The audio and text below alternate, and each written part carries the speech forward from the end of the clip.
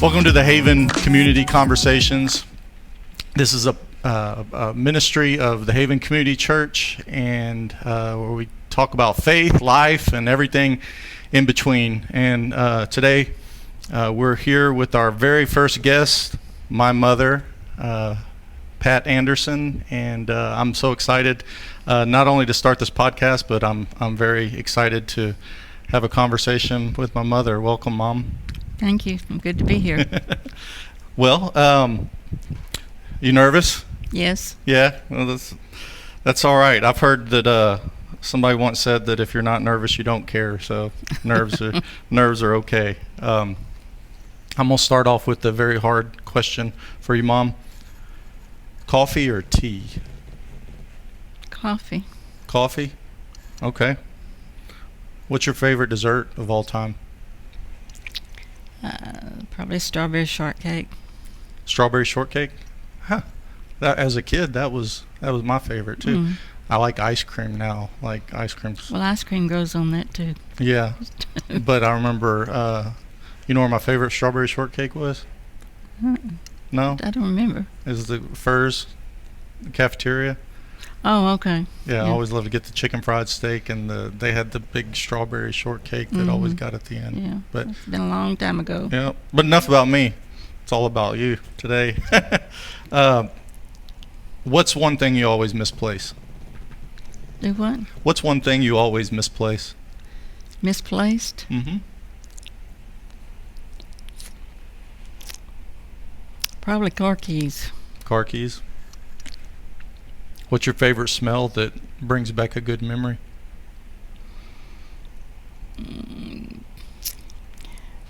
Probably my mother's cookies that she cooked.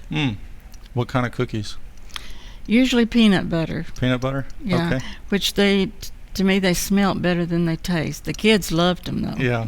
Y'all love to go to her house. Yeah. To get those peanut butter cookies. Yeah, I was curious because you always made me chocolate chip cookies. That's growing what I up, always made. just like you do for the boys. What's a song that instantly lifts your mood?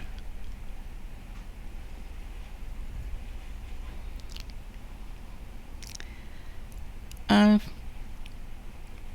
a bunch of them, but probably How Great They Are. Okay. You taught Zane when he was a little boy that song. You remember that? Yeah. Yeah, he would sing at the top of his lungs. I love that song too, probably because of you. Mm-hmm. You used to sing that. I used to sing it all the time, yeah. I remember you washing the dishes and singing that song, or just doing any house chores and stuff. That's one of my earliest memories, is you always singing. Well, I remember you rocking me and singing. Do you? Yeah. Singing songs. Yep. Those are some of my earliest memories. But I've got a lot at you at the kitchen sink, washing dishes and singing stuff. If you could have dinner with any Bible character not named Jesus, who would it be?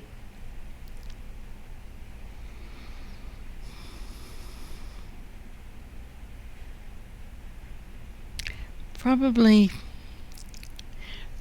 Peter. Peter? Yeah. Why? Because I've compared myself with Peter so many times, and his personality, the way we react to things. Sometimes I've thought of Peter a lot of times. He gets people talk bad about Peter sometimes, but he's one of my favorite characters. People talk bad about you too? Yeah. No. Yeah, I'm sure they do. I think a lot of people can relate to Peter, though. He was very he wore his feelings on his shoulder, and he what you saw was what you got with Peter. There was nothing really fake about him. Yeah. He's very relatable. You see in the Bible, you see his godliness and you see his brokenness all there together. I think that's what makes him so relatable. He always spoke too quick. He was his mind. Yeah. I've done that so many times. Yeah. And sometimes he meant well, and then him and Paul even got into a argument, into a fight. Yeah. Remember that? Yeah, so, they did. Yeah. Very, very good choice. What's something that your kids did that made you laugh so hard that you couldn't discipline them?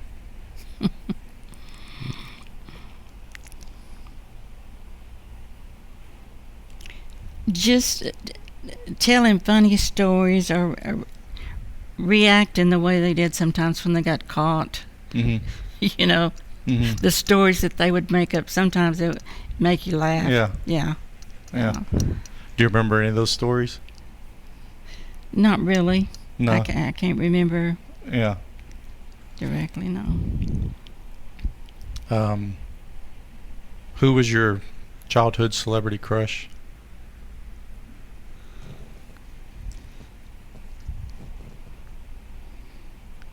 Oh, gosh. Way back then, it was when I was a young teenager, I liked Tony Curtis. I thought he was so handsome. Those big blue eyes, black hair. Mm-hmm. Yeah. Yeah. I guess I can't think of anybody offhand right now. Forgive me for asking. Who's Tommy Curtis? Tony Curtis. Tony Curtis. Okay. He's an actor. Okay. All right. And Is that what you were talking about? Somebody, an actor? Yeah. Is it a 50s, 60s actor? Yeah. Mm-hmm. Yeah. What was your first job? My first job was probably a waitress. Waitress? Yeah. Okay. I worked at a Chinese restaurant. Oh, okay. I didn't know that. I learned a waitress, and I run the coffee bar to start off with, and then I got good at it, so they let me. My cousin worked there too. She worked the dining room, so I got to go to the dining room. That's where, the families go and have dinner, and you have better tips there, especially at night. Mm-hmm. So I got to move there, and yeah. What age was that? Probably about 14. 14. Wow. Yeah. So they let you wait tables at 14, huh? Mm-hmm. But you probably couldn't serve alcohol or anything. No, I couldn't do that. Yeah. Okay. Daddy would have probably got me if he'd known they sold it. Yeah. Did they sell alcohol at the Chinese restaurant? Yeah. Most restaurants did. Yeah. Huh. Well, before we continue, let's say a little prayer. Let's welcome the Lord in. Lord, thank you for this time with my mom. Just pray that it continues to be an enjoyable conversation, Lord, and we just invite you in, Lord. We know you're always present with us, and we thank you for that, and just pray you bless our conversation. In Jesus' name, amen. Amen. So what was your home life like growing up? Well, it was good. I up until I was probably about six years old, I lived in Waco. I was born in that area and grew up there until that time on a dairy farm. And it was not only a dairy farm, but they had fields where they raised cotton. And back in the back part of it, they raised all kind of alfalfa and stuff like that the cattle eat. And of course, we had all kinds of animals, and it was just a good life that I remember, until I was, I finished the first grade, and then Daddy moved us to Houston. So you went from a farm to just a regular community, neighborhood community, or what? Well, no, we still lived in the country a few years here.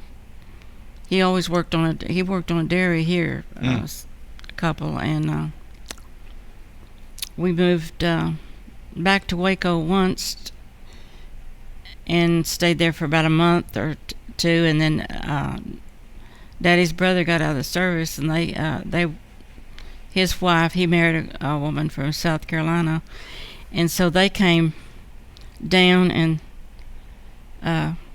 we moved back to Houston, and that's when Daddy changed his profession. Him and his brother got on at White's Boiler and Metalworks. And he worked there till he passed away. Yeah. Both of them did. Wow. What part of town was this? Where he worked? No, where you lived. When we came back to Houston,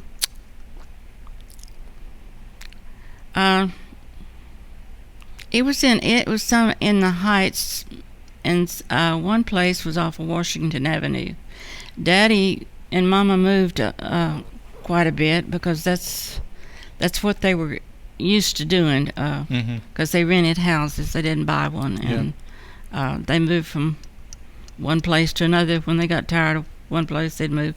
But it made it hard on me because usually it changed school districts, and school districts are different from each other, and new friends, new environment, new friends, and the school works different, and me just being young like that, and I was really shy then, and it made it hard on me. I become a nervous child, kind of depressed. But then time went on, and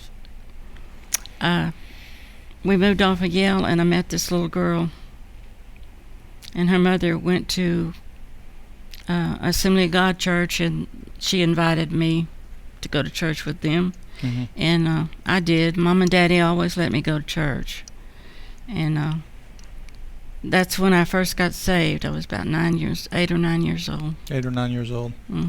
Okay. Yeah. Going to a church service, or was it like a vacation Bible school? Or no, it was regular church service. You know, they always have altar calls, and everybody go down to the altar, and those that wanted salvation, well, they'd gather around and pray for them. I remember those little Pentecostal women gathered around me, and my little heart and my mind was in, like I said, I was just a nervous wreck then. When I started praying, and the tears came, and they turned into sob after sob after sob until it just wasn't anymore. And I knew something had happened, but I didn't really understand. They told me that I got saved. Yeah. And I know I did, because when the Lord touches you, you don't ever forget it. I don't think He can. It's just something when you first meet Him and have that touch. You may not understand what happens to you, but you don't ever forget that experience. Yeah. And I never have. Yeah. And I know I was saved as a child, but I didn't grow because Mom and Daddy didn't go to church, and we moved after that. But the only thing after we moved back over off of Shepherd, and I went to Helms School, and I had a good teacher, and her name was Miss Lee. I'll always remember her. And I started making good grades, and just enjoyed school again. And then we moved again and went out to kind of like in the country, and I went to a Klein district school called Recreation Acres. And I loved it out there. I had friends, and we would go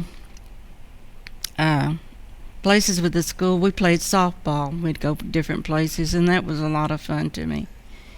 And me and my girlfriends, we'd get on bicycles and ride for miles and miles, and it was just always something to do, and I always had a friend. And I had a close friend there that lived close to me. And then when Daddy moved back to town, it broke my heart. And yeah, I can understand that. Yeah. And I just lost interest in school, really. I still went, but I just didn't have any interest in it anymore. And so we moved back to the Heights, like I said, and I went to school and went to Hamilton Junior High. And I met, not too long after that, I met this boy that he worked at a fruit stand not too many blocks from our house. And that little fruit stand was where a lot of kids gathered after school just to hang around and talk. And I met him there and started going with him. But before that, the boy that I was dating joined the Air Force. Mm-hmm. You know, back then boys always looked forward to going in the service. Mm-hmm. By the time they was 17, they was ready to join, you know, Mm-hmm. and excited about it. And he joined the service and Air Force and left. And while he was gone was when I met this other boy at that fruit stand, and we started going together. And not long after that, he wanted to get married, and so I asked my family. They didn't want me to, but I know my daddy went and talked to the pastor of a church that I attended, and he was the one that we asked to marry us. And he told him, he said, Mr. Eakins, he said, if I don't marry him, he said, they'll just find somebody else. Mm-hmm. So Daddy kind of consented, and they let me marry him. But it wasn't too long after that I found out, you know, that he was not a real nice person. He was mean. Mm-hmm. And just, you know, abused me all the time. Even on the first day when we got married, you know, he beat me up. So, yeah. And how long did that continue for?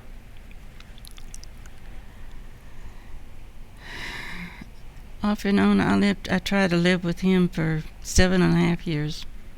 Didn't you get divorced and remarried? Yeah. Yeah. About a month later, I divorced him. And So that was in between the 7.5 years? Yeah. Yeah. Yeah. Yep. And had 2 kids. Ended up having 2 kids, but before I had the kids, he had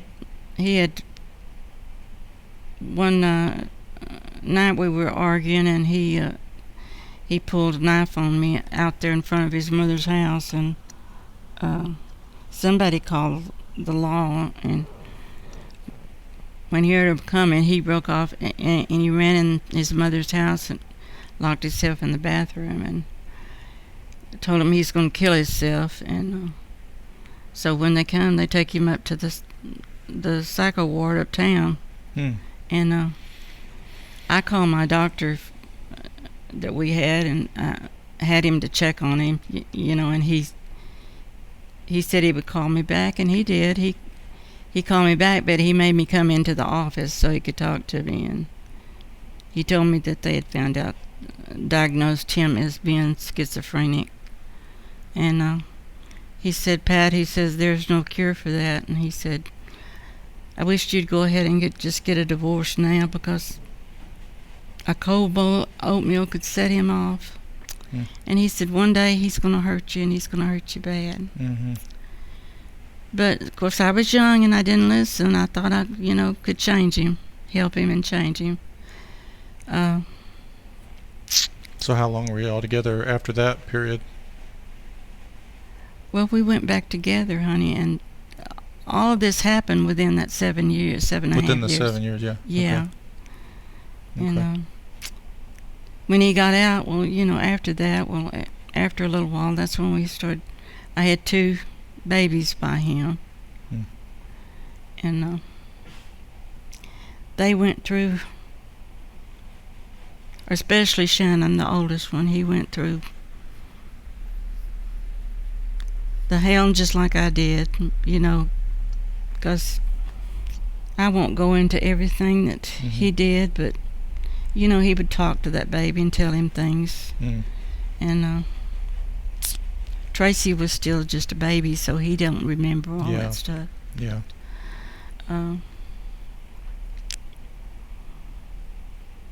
it was really bad.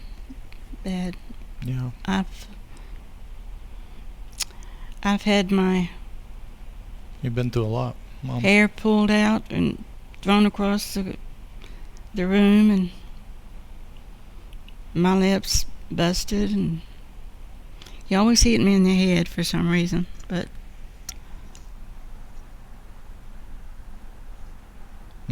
and so a lot happened in between then, and I could go through it, but it'd take me forever to tell you all that stuff, Yeah. honey. And Yeah, we don't.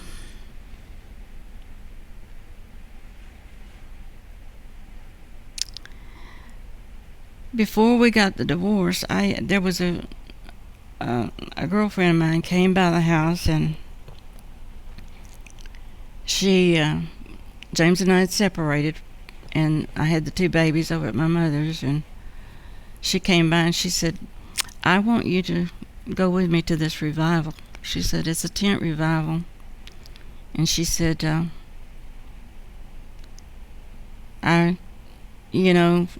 there's things happening. She said, "I'd like for you to go." And so I told her I would, and so I did. And that night, I guess the preacher, of course, in those revivals, then they last for weeks and weeks, and they would preach till sometimes almost midnight. Mm-hmm. But that night, after the preacher got through preaching, I don't think I heard a word he said, but the girl's mother was with us, and she asked me, she said, "I'm going to the altar." She said, "Do you want to go?" And I said, "I'll go with you," because I just didn't feel like, there was any need, but I did go down with her. And when I knelt down, it was just in some sawdust there under the stage. And when I hit that sawdust, I just started praying. And it seemed like from way down deep inside of me, it was coming up. And when it came out, of course, I'm going to tell you this experience I had, and I know maybe some people don't believe in it. Some people hadn't experienced, but that's okay. I did, and I know it happened. But like I said, it was coming up, and it just come out in a forceful. It sounded so loud to me, but I was speaking in another language. And it wasn't stammering lips or anything like that. It was a full language. And I talked for about 10 minutes, and it seemed like that all that hurt and everything inside of me was coming out with those tongues. And I got up after it was over, and my friends were so excited,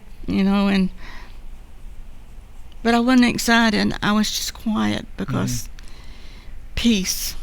I had peace for the first time in a long, long time. And I guess I slept better that night than I'd slept in ages. Because I used to pray, when I lived with him, Scott, I used to pray that I'd stand at the window and pray, "God, just let me die." It was that bad. But when my eyes opened the next morning, the first thing I wanted to do was find me a Bible. And I wanted to read about everything, about what happened to me. And that's when God truly set me free that day. I fell in love with Jesus. That's what happened. Yeah. And I have loved him ever since. Yeah. Not that I had made mistakes, because I have. Yeah. Many, but he's always been there to pick me up. I hear you. And I love him so much. And I hope, by me telling these things, I hope it will help somebody if they're going through anything like that. And my advice to any young girl or even a young boy that's looking to get married, please, this is something that I didn't know to do. Took me a long time to learn it. Pray. Pray and ask God if that's the right one for you. Yeah. And He will. Yeah. If you ask Him, He will. I think that's good advice, Mom. And, Very good. Because there's so many times, and I asked the Lord one time, I said, you know, God, I've loved you ever since I was a little girl. And I don't understand why I had to go through all these things. But then I thought about it. I didn't hear Him. He didn't answer me back or anything. I just thought about it. It's because of wrong decisions. And if you don't pray and if you don't talk to God about, decisions that you make in your life, you might make the wrong one. And you'll pay for it for a long time. Yeah, that's good, wise advice, Mom, from your own experience. And thank you for being vulnerable enough to share that. I know that was hard. Well, let me switch gears a little bit. Okay. Who was someone that made a big impact on you as a child?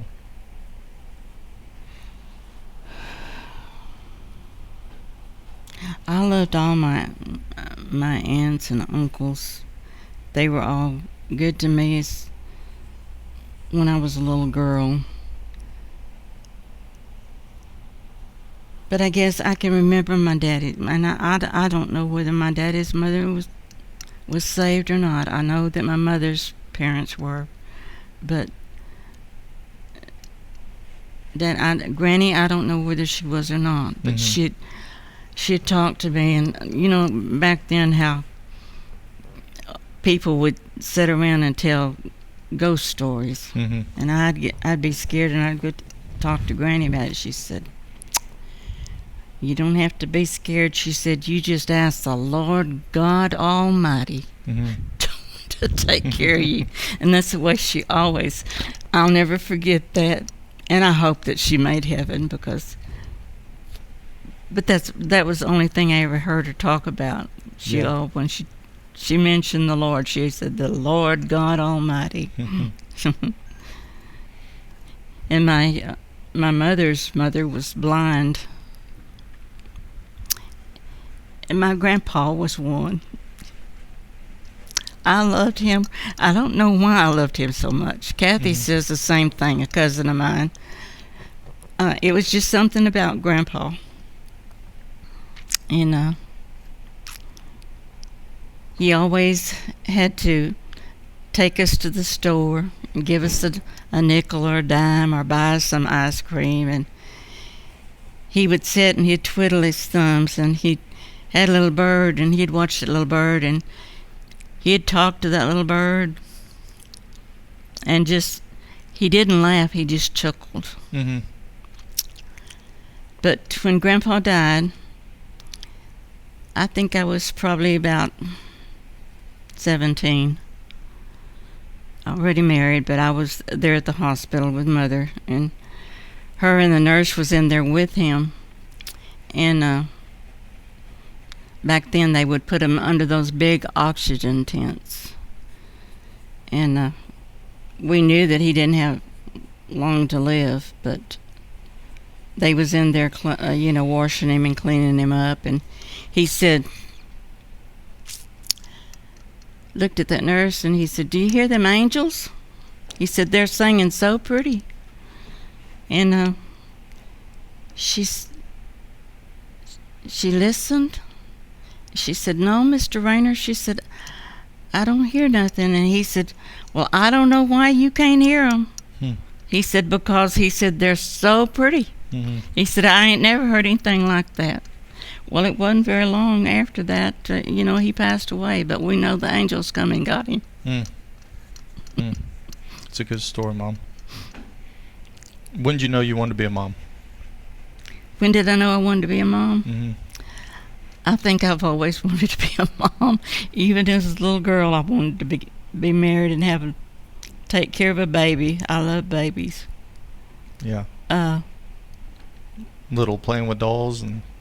Yeah, played with dolls, baby dolls, and I know my first baby. He was a pretty little guy. Shannon. He had that dark hair, and he looked like he had a little rouge on his cheeks. And I think the night he was born, there was 20 of us. They said it was because of the full moon. Now, whether that had anything to do with it or not, I don't know. I've always heard that. Yeah. And they had us out on what they call a sun porch, and they had us all out there. And this lady had one, and she was sleeping next to me. Well, I couldn't sleep. My legs hurt, and I couldn't sleep. And I told that nurse, I just wished I could sleep like her, 'cause she was just snoring up a storm. And she was an older lady, and she said, well, honey, she said, if you'd had 12 kids, you could sleep. And I said, 12? And she said, yeah, she had her 12th one. Wow. Just one. Wow. But she was sleeping. Wow. Thought you had a lot with 5. Yeah. 5? I had 6. 6. Yeah. It's not that I forget my brother that passed away at birth. I always forget myself. Yeah. When I'm counting. So I'm counting him. I always forget about you. I forget about me. I don't count myself. Well, what surprised you the most about motherhood?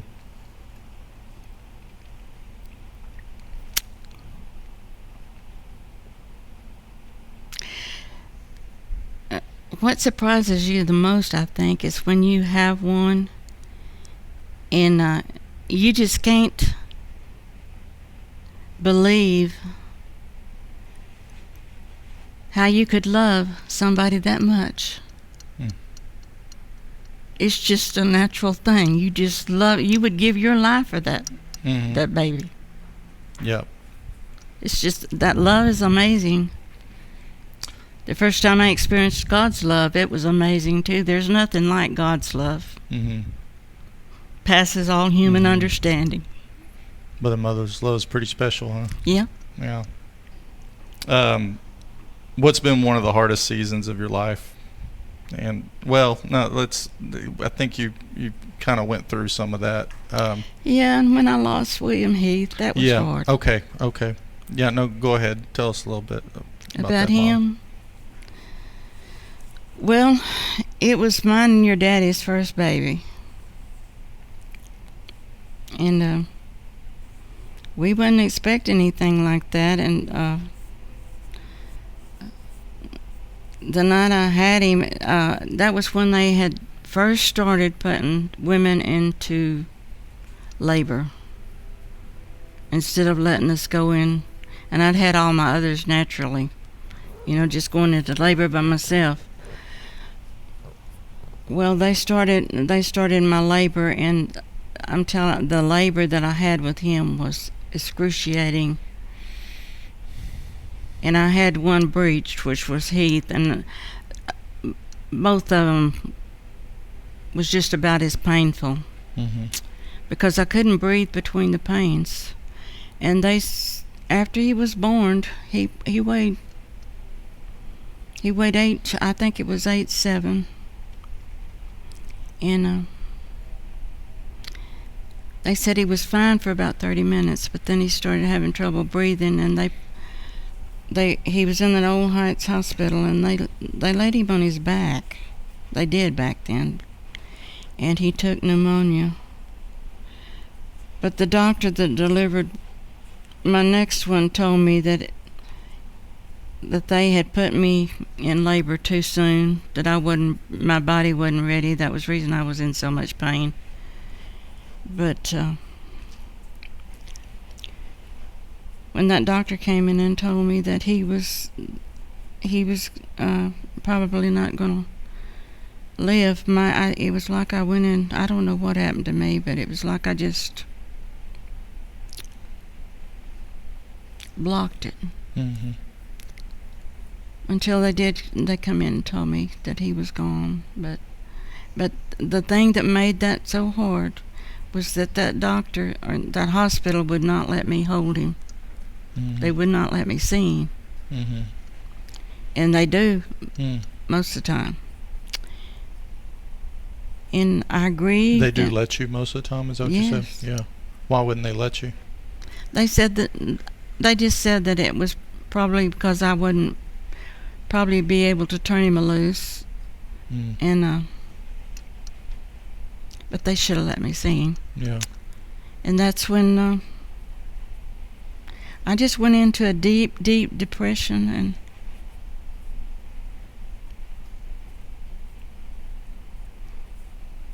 I guess I couldn't tell that story without crying, and sometimes now.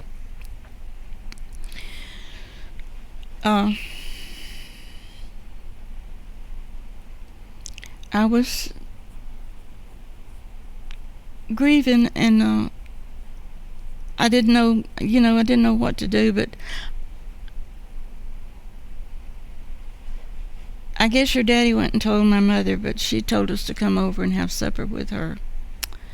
And so we did. We had supper, but after it was over with, she said, let's talk about the baby. And I said, no. And she said, yes, we're going to talk about the baby. Well, it just felt like a balloon was blowing up inside of me. And finally, I broke down and I cried and I cried and I cried. Well, that helped lift a little bit of it. Well, then I went to church one Sunday, and I was during song service, and I had a hymn book, I think, in front of me, and I was singing, and all of a sudden I was in another place.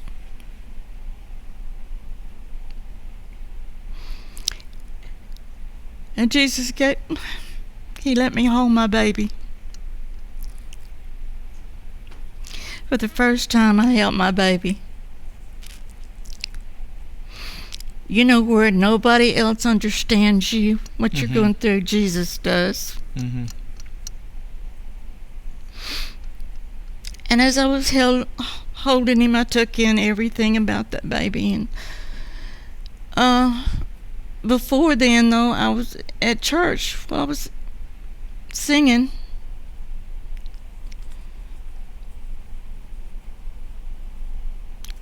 I'm getting it all mixed up. That was at church, but then I had a dream. And that was when I don't know whether it was in the spirit or if it was a dream or what it was, but that was when Jesus brought the baby to me. And I had, at church when I was singing, I had seen this arch door. And old-timey wood, made out of old-timey wood pegs, but the light was seeping in behind that door. And the light was so bright that it looked like it was going to knock that door down just any minute. And I didn't know why I was seeing it, but I knew that light behind that door was Jesus. And then I woke up, and then that's when I had that dream or whatever it was when Jesus brought that baby to me. And he asked me, I heard him say, not in an audible voice, but in here somewhere, he said, do you remember the door? And I said, yes, Lord. And he said, will you go on and prepare yourself and be ready when I come? When I open that door, he said, you can come in. And he said, you can hold your baby again. So I know it happened. Yeah. Never forgot that again. Yeah. So I did get to hold my baby. And what'd that do for you? It gave me perfect peace. I was all right after that. Yeah. That's good. I had to call my mother the first thing and tell her what happened. She said, well, the Lord just give that to you so you could have some peace. What's something that you've learned in the last 5 years that you wish you'd known sooner? I guess just how to rest in God and in the Lord, and know that whatever I'm going through, He's going to take me through, because He's brought me through before, so He'll bring me through again. So you've learned through your own story and experiences and stuff. Yeah. Yeah, just wisdom. What's a Bible verse or story that's carried you through in hard times? The Lord is my shepherd. I shall not want. Yeah. I can tell you leaned real hard into that one. Yeah.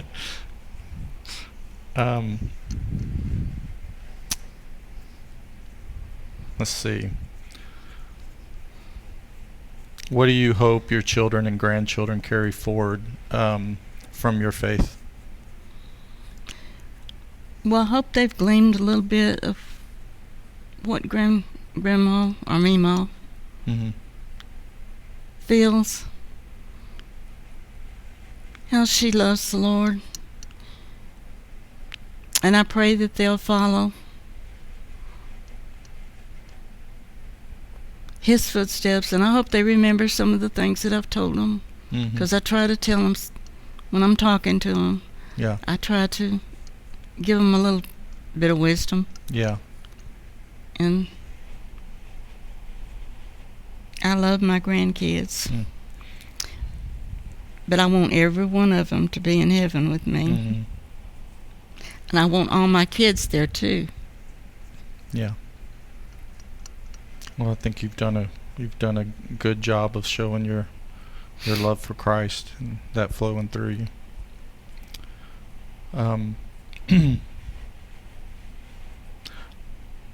What do you want to say to your family if they ever listen or watch this again after you've passed?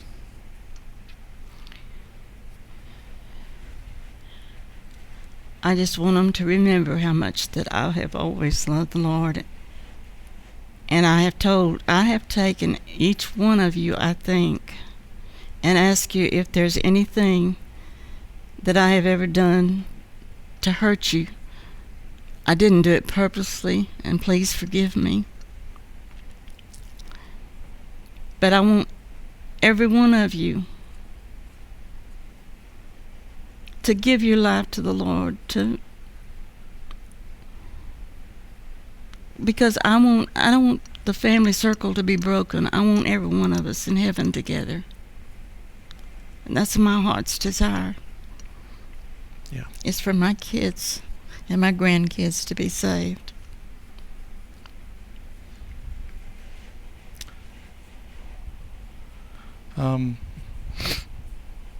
What do you want people at church to remember most about you?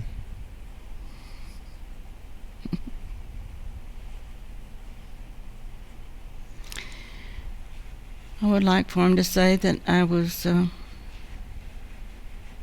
godly woman, a person that loved the Lord and that loved people, and I love them, every one of them. I want them in heaven with me too.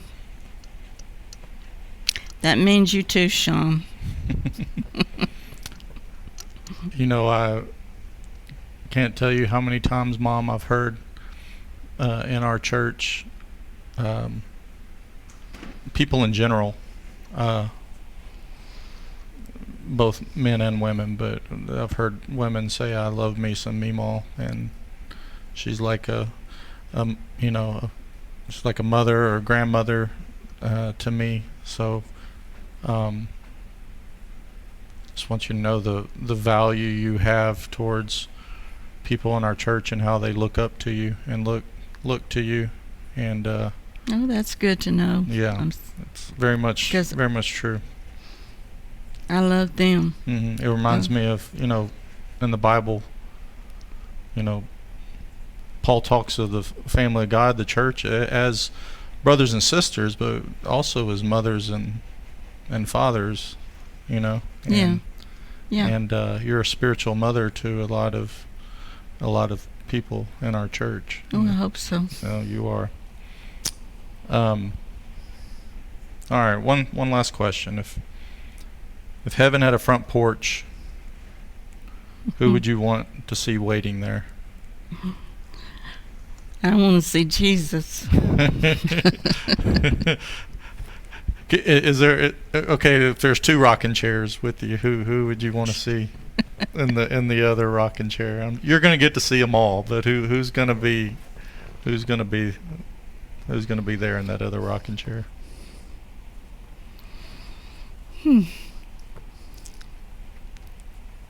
There's so many. So many. It's hard for you.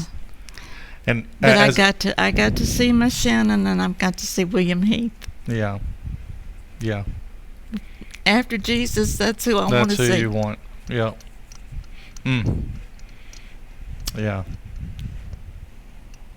Yeah, that's good, Mom. Is there anything else that you have on your heart or you want to say before we close out?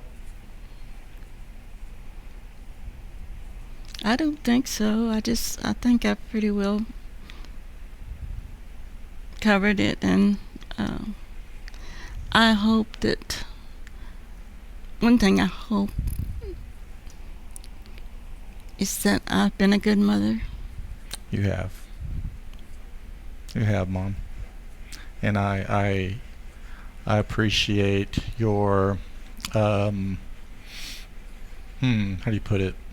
Self-awareness, your vulnerability, your humility in seeing, areas that, and recognizing, I guess, areas of brokenness. But that's the same for all of us, Mom. We're human, and we all go through things, and you hear me say it from the pulpit sometimes. If you think you've got skeletons in your closet, you need to get to know people around you, because we've all got skeletons, we've all got broken stories, and as you well know, that's why Jesus was hung on a cross, is for that brokenness, so that we could, by his stripes we are healed.